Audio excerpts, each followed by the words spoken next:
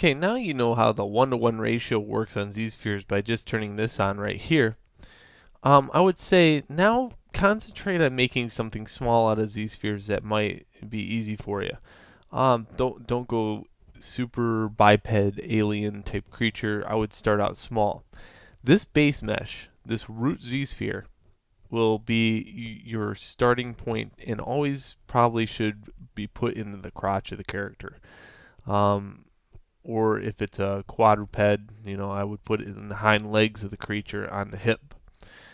Treat it just as if you're familiar with traditional animation with skinning or boning on a creature. Always put your root in your hip region. Never put it in your head because that would just be odd. I've seen some students, they start out with this and they go, oh, I'm going to just make a neck here, and they go all the way down. Yeah, always put this in the hip region of the creature. It really does help on the overall form later on. So if I was to do something like a hand, let's say I work without symmetry just for a few minutes. Okay, so what I'm going to do is start out. This might be my forearm right here. Okay, and if I hit A, you can see just by making another mesh on here, it's really screwed up. See that? Okay.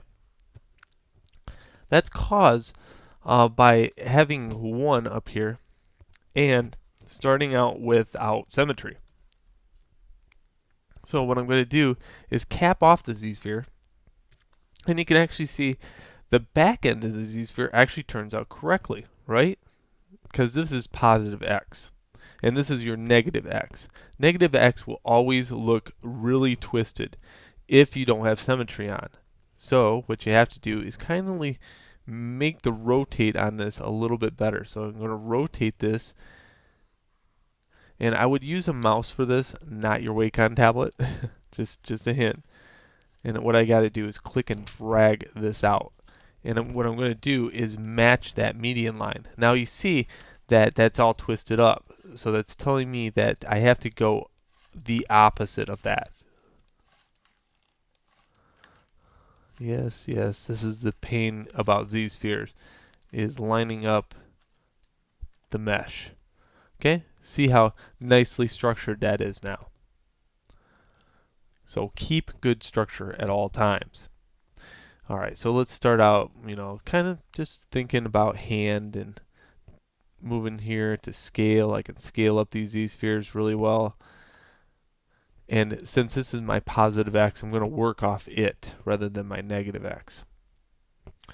Okay, so I'm going to start out with thinking this is going to be my middle of my hand. I got something like this.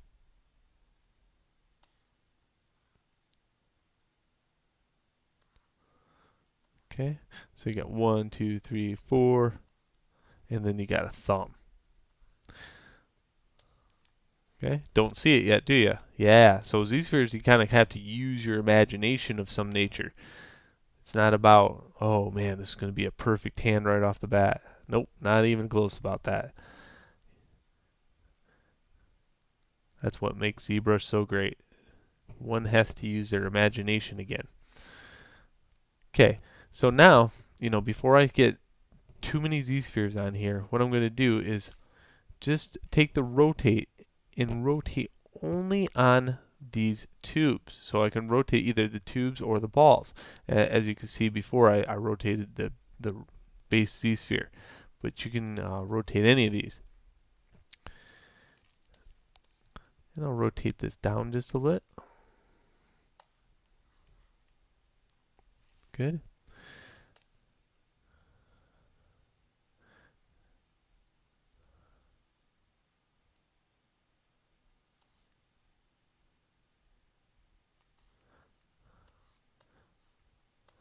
Okay.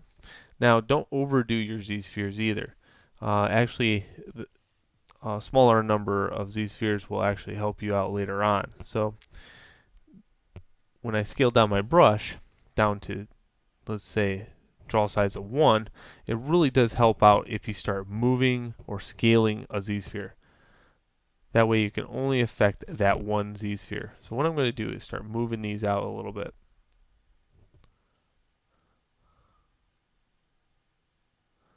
Okay, and I'm thinking overall,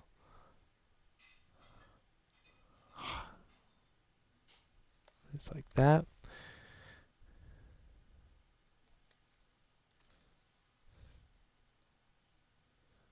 Just like that. So overall shape.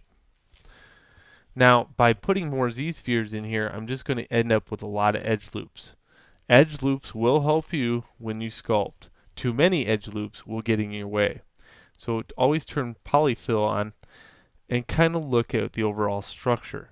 You'll want, if it's going to be a hand, you totally want it actually rotatable later on all the fingers. So make sure you have enough edge loops to support that. I'm not even worried about how thin this hand is because I can always stretch it out later using the move tool. But what I'm more worried about with the base mesh is, do I have enough edge loops to actually bend the fingers later on without getting too much on there? So I'm going to put an edge loop by putting a Z-sphere just like that. Okay. So count up the joints on your hand. 1, 2, then you got your knuckle area right in here.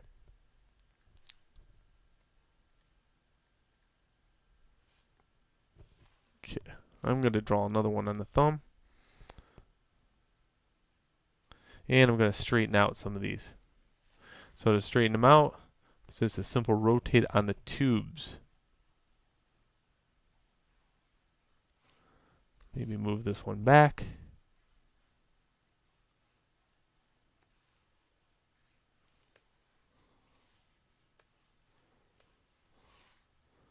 And rotate these a little bit. They really have improved Z-spheres quite a bit in the new ZBrush.